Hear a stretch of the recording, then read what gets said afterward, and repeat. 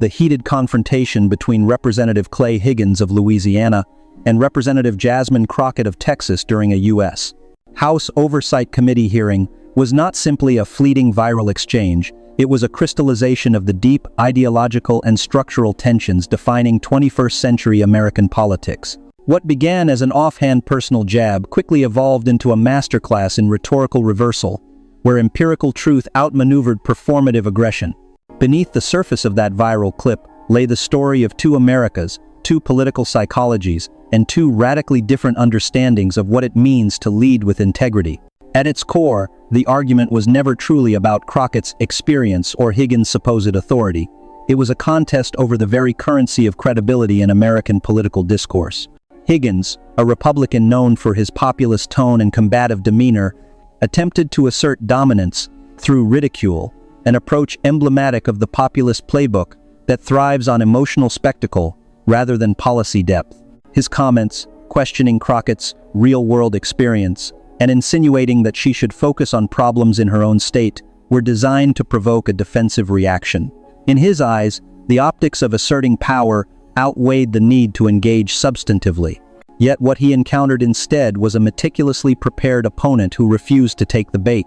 Representative Jasmine Crockett, a Democrat from Texas and a former civil rights attorney, did not respond with outrage or personal indignation. Instead, she shifted the ground of the debate entirely. In a political culture addicted to sound bites and viral emotion, Crockett's weapon was the least glamorous yet most potent of all data. With calm precision, she began citing official, national, and state statistics that dismantled Higgins's premise piece by piece. Her rebuttal was not improvised. It was forensic, factual, and devastatingly effective. The irony was immediate and palpable. Higgins had sought to embarrass Crockett by invoking her home state, but in doing so, he opened the door for Crockett to shine a spotlight on Louisiana's dismal record under Republican leadership. She recited the figures like a seasoned litigator laying out evidence before a jury. Louisiana ranked near the bottom nationally in education quality, healthcare outcomes, crime rates, and infrastructure development. According to data from U.S. News and World Report and the Centers for Disease Control and Prevention, Louisiana consistently struggles with some of the highest poverty levels and lowest literacy rates in the nation. Crockett's tone was steady, her delivery factual, and her confidence unwavering. She was not sparring for applause, she was documenting failure. And then came the dagger: Louisiana's dependence on federal aid. Crockett cited the federal fiscal dependency ratio. For every dollar Louisiana contributes in federal taxes, it receives $3.64 in return, while Texas receives only $1.20. This figure alone reframed the entire discussion. Higgins' brand of fiscal conservatism, with its habitual denunciations of federal handouts, now stood exposed as a moral contradiction. Louisiana's economy, under the governance of leaders like Higgins, was being propped up by the very federal system he derided. The data illuminated the hypocrisy, not as an abstract moral failing, but as a quantifiable contradiction, an empirical indictment of the small government rhetoric so often wielded against progressive lawmakers like Crockett. The contrast between the two lawmakers extended far beyond ideology. It was generational, cultural, and epistemological.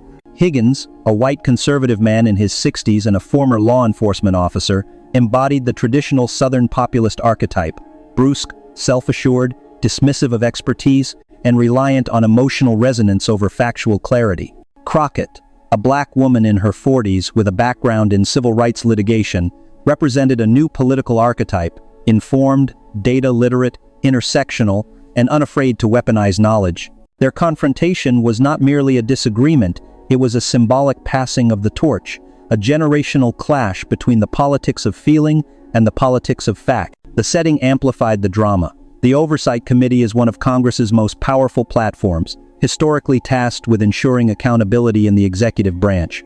In theory, it represents the institutional embodiment of Article I oversight power, a mechanism designed by the founders to prevent abuse and maintain balance among branches of government. Yet, in modern practice, it has often devolved into a theater of partisan spectacle, a battleground where representatives seek viral relevance more than legislative resolution. Higgins' remarks were emblematic of this transformation, a focus on optics over oversight, rhetoric over reason. Crockett's response, by contrast, was an act of reclamation. an assertion that evidence still matters in a forum meant for truth-seeking. When Crockett presented her receipts, she invoked a linguistic shift in political rhetoric. The phrase "bringing receipts," borrowed from online culture, refers to the act of producing irrefutable evidence in response to accusation or misinformation. It is both a defensive and offensive maneuver, proof as performance. By integrating this contemporary idiom into a congressional setting, Crockett signaled an evolution in political argumentation. The recognition that in the digital age, virality can be harnessed not just through outrage but through organized, factual resistance. Her composure under pressure, her command of data, and her ability to turn humiliation into illumination transformed her from a target into a teacher. Higgins' counter-reactions during the exchange were telling. His attempts to interrupt or dismiss the statistics only deepened the perception that he lacked substance. The more he deflected, the clearer the imbalance became. Crockett was not just debating a colleague, she was performing a live demonstration of how facts can puncture bluster. The optics of the exchange, Higgins leaning forward in frustration, Crockett holding steady behind a wall of data, were almost cinematic. It was in essence a reversal of political gravity. The accuser became the accused, the aggressor became the embarrassed. The viral afterlife of the confrontation underscores its symbolic weight.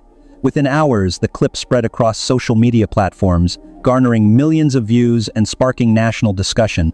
Commentators hailed it as a model of how preparation and empirical evidence can disarm political bullying.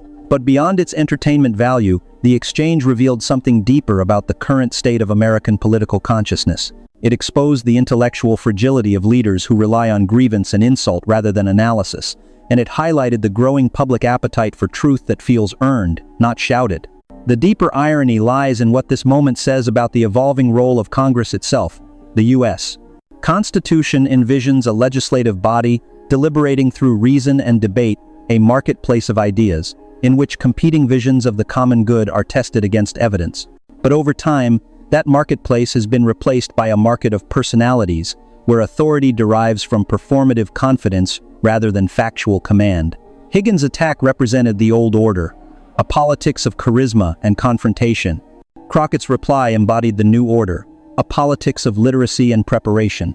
Louisiana and Texas, the two states at the heart of the confrontation, also functioned as metaphors for two competing models of governance. Louisiana's chronic underperformance in socioeconomic indicators, despite high levels of federal support, illustrates the failure of policy built on ideology over pragmatism. Texas, though far from perfect, exemplifies a model of economic growth powered by diversification and infrastructure investment, even amid political polarization. Crockett's argument drew from this contrast not as a boast but as a framework. She invited her colleague to confront the tangible consequences of governance choices. Her message was, clear progress cannot be claimed through slogans, it must be measured through outcomes. The deeper philosophical divide between Higgins and Crockett mirrored a national reckoning over what constitutes real-world experience. Higgins weaponized the term as a dismissal, implying that Crockett's legal and civic background was somehow less authentic than his own. Yet, in doing so, he revealed a broader anti-intellectual strain that has taken root in sections of American conservatism, a suspicion of expertise, a disdain for study, and a glorification of gut instinct. Crockett's response redefined the phrase. In her framing, real-world experience meant confronting structural inequities with evidence, not anecdotes. It meant understanding policy through lived data, not lived grievance. That philosophical divide between intuition and intellect now shapes the future of political credibility. Crockett's method was not revolutionary because it was new, but because it restored something old, the Enlightenment principle that governance should be based on reason. Her confrontation with Higgins reminded the public that truth, however inconvenient, still possesses persuasive power when wielded with clarity and composure. In the aftermath, political analysts noted how the exchange encapsulated the broader realignment within the Democratic and Republican parties. Democrats like Crockett increasingly rely on empiricism, legal literacy, and policy coherence as defining tools of persuasion. Republicans like Higgins, conversely, have doubled down on emotional populism, framing complexity as elitism and expertise as condescension. The viral clip thus became a microcosm of a larger ideological evolution, the transformation of data into weaponry and of rhetoric into accountability. Ultimately, The Higgins versus Crockett moment will be remembered not just for its entertainment value but for its didactic significance. It reasserted that facts are not partisan and that competence is not arrogance. It exposed the unsustainability of performative politics in an era where data is instantly verifiable and hypocrisy instantly exposed. Most importantly, it restored faith, however briefly, that intellect and preparation still have a place in the democratic process. In a political age obsessed with outrage, Jasmine Crockett's calm command of evidence stood as both a shield and a sword. Her rebuttal to Clay Higgins was not just a defense of her own integrity, it was a defense of governance itself. The message that resonated across millions of screens was simple but profound. Knowledge still wins. Representative Jasmine Crockett's response to Clay Higgins was not a spontaneous emotional reaction. It was a masterclass in strategic communication, intellectual discipline, and political foresight.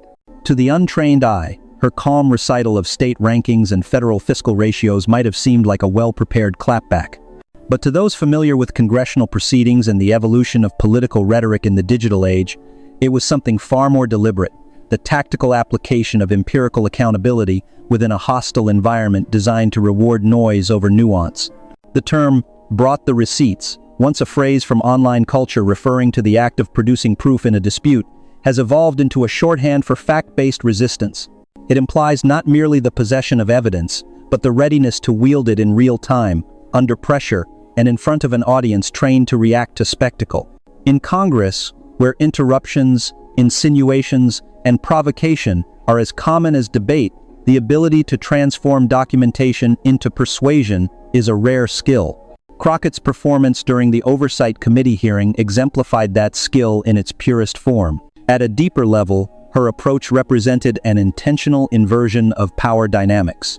Historically, the Oversight Committee has been a platform where senior members, often white, male, and backed by years of political tenure, dominate proceedings through sheer assertiveness. By contrast, younger, data-oriented members like Crockett have learned to leverage preparation as their greatest equalizer. The strategic use of facts becomes both shield and sword. It deflects aggression, while simultaneously exposing intellectual weakness in one's adversary. When Crockett cited Louisiana's bottom-tier rankings, she was not simply making a statistical point, she was forcing Higgins, and by extension, his ideological camp, to confront their record of governance in a public forum where denial would be immediately disprovable. In rhetorical terms, Crockett's strategy operated across three layers of persuasion: ethos, logos, and pathos. Ethos, credibility. She established authority by demonstrating her command of verifiable data and national reports. Logos, logic. She constructed her argument as a rational sequence of cause and effect. Poor policy choices lead to poor outcomes.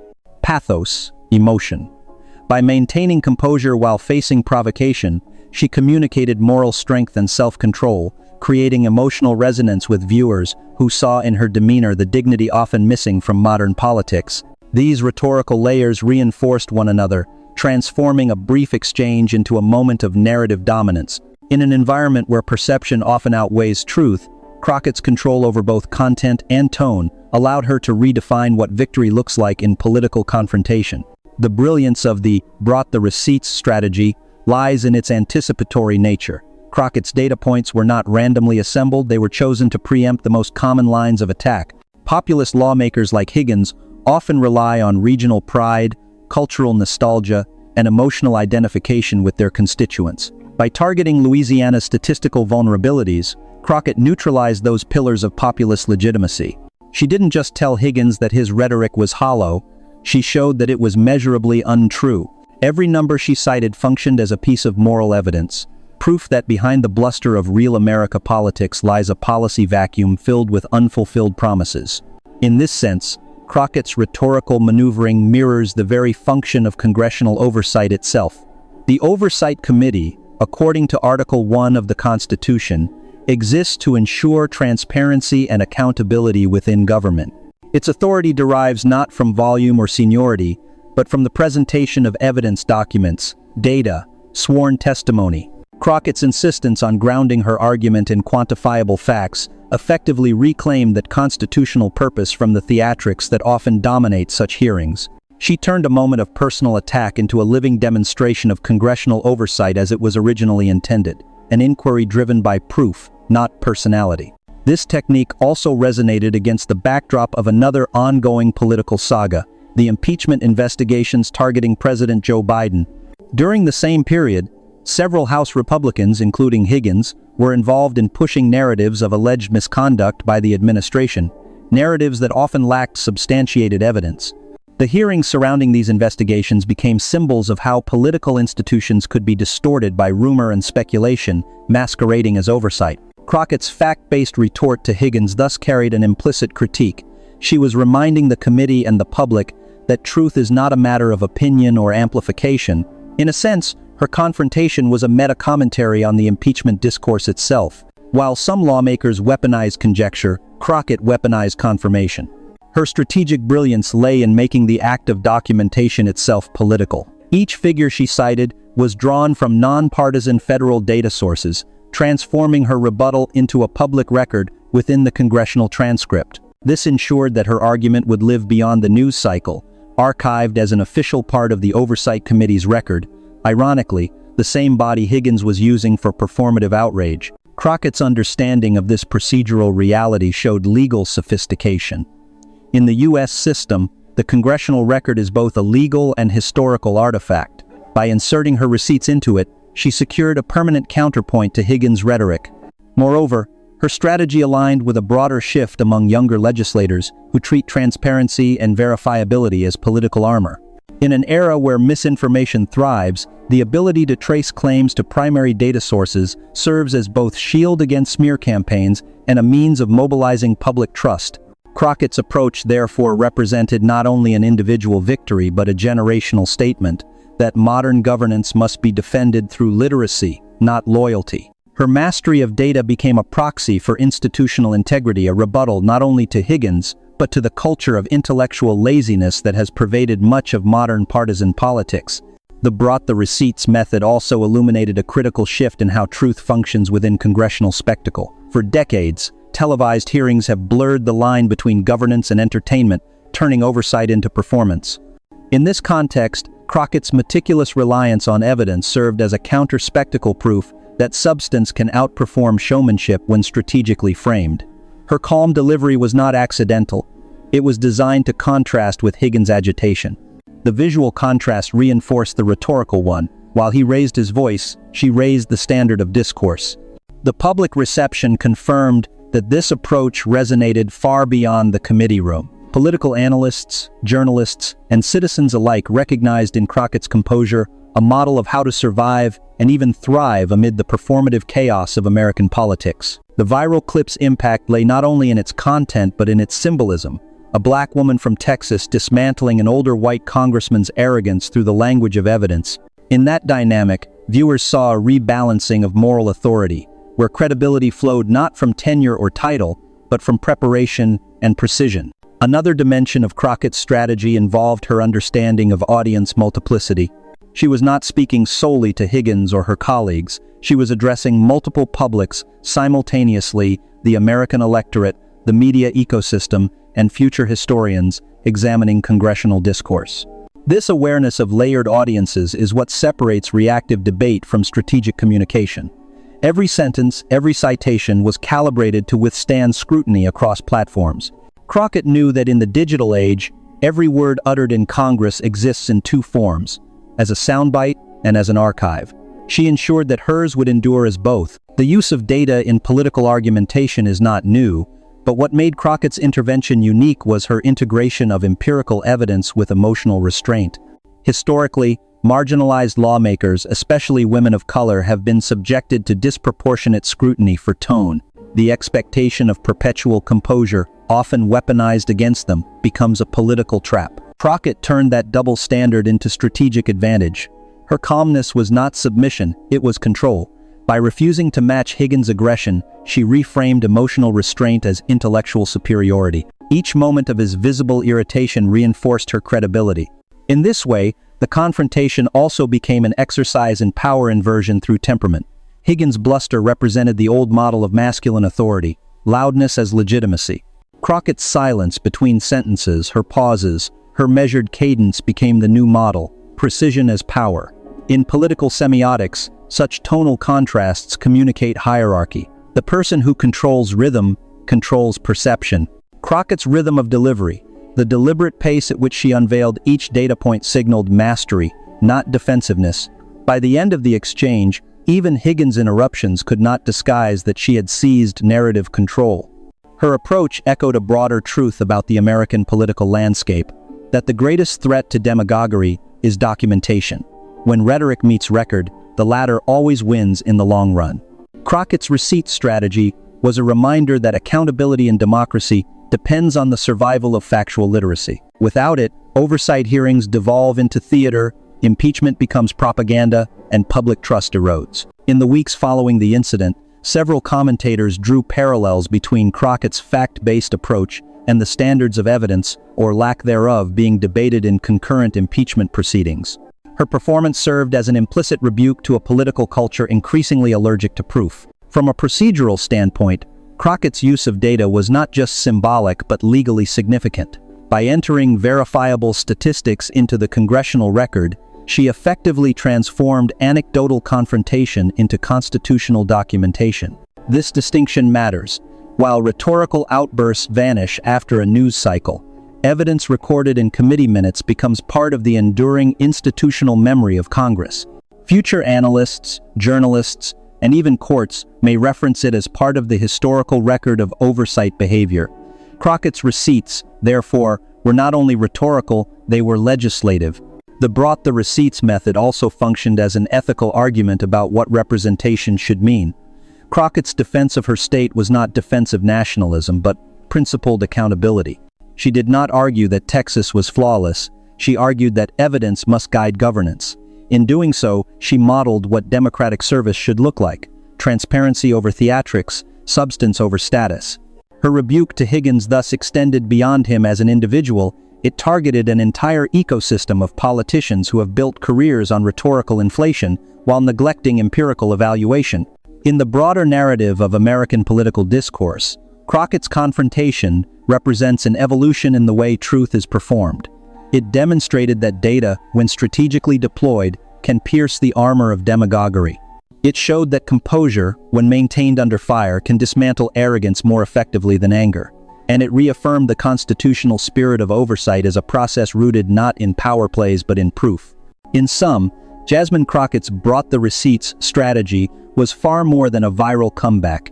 It was a restoration of epistemic order in a forum that had increasingly lost its bearings. She reminded the nation that in a democracy built on laws and documents, the most powerful weapon is still the record itself. In the weeks and months following the viral confrontation between Representative Jasmine Crockett and Representative Clay Higgins, what began as a moment of sharp committee sparring evolved into something far more consequential. It was no longer merely a clip replayed for amusement on cable news or social media feeds. It became a cultural touchstone, a shorthand for a new political ethic, defined not by shouting matches, but by the supremacy of evidence over ego. In the landscape of Washington, where outrage often fades as quickly as it erupts, Crockett's composure and documentation left a resonance that outlived the spectacle. At its essence, the confrontation forced the American public to confront an uncomfortable truth: that facts had become countercultural. In an era dominated by partisan media ecosystems, conspiracy theories, and ideological loyalty tests, the simple act of citing verifiable statistics stood out as an act of defiance. Crockett's insistence on quantifiable accountability using Louisiana's educational, healthcare, and crime rankings to counter Higgins' rhetoric re-established something that had been eroding for years: the moral authority of competence. But what made the exchange historic was not just its factual substance, but its philosophical implications. In dismantling Higgins' populist attack with a data-driven rebuttal, Crockett exposed a deeper fracture within American governance: the divide between performative patriotism and functional governance. Higgins represented the strand of American politics that confuses theatrical indignation with leadership. Crockett represented the countercurrent, a vision of public service rooted in intellectual discipline, policy, literacy, and moral restraint. The clash, therefore, was not personal. It was structural, almost existential. Reclaiming the value of intellectual integrity. To understand the long-term significance of this exchange, one must look beyond the committee room and into the broader evolution of congressional culture. Over the past decade, Hearings have increasingly devolved into viral content factories, where members prioritize one-liners crafted for social media rather than meaningful oversight.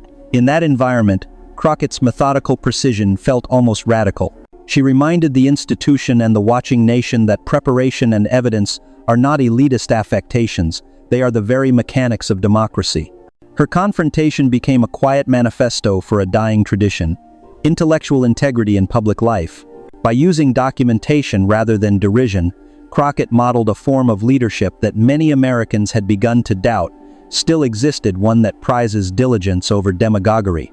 Political analysts later described her performance as a reassertion of the Enlightenment ethos, invoking the idea that reason, not charisma, must govern the republic. In that sense, her exchange with Higgins transcended its partisan frame.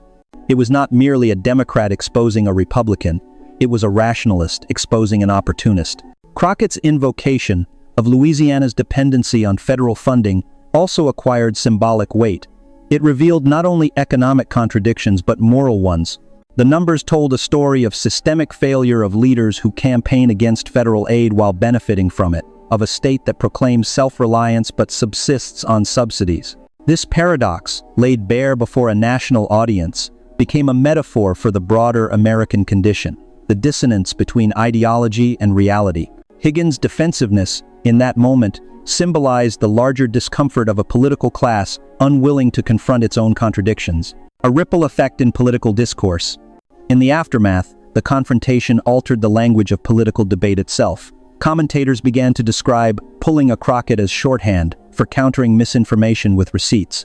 Activists, educators, and journalists cited her performance as a model for how to navigate confrontations in an age of disinformation. In media literacy workshops, the clip became an instructional case study proof that truth, when articulated with clarity and patience, can still puncture propaganda.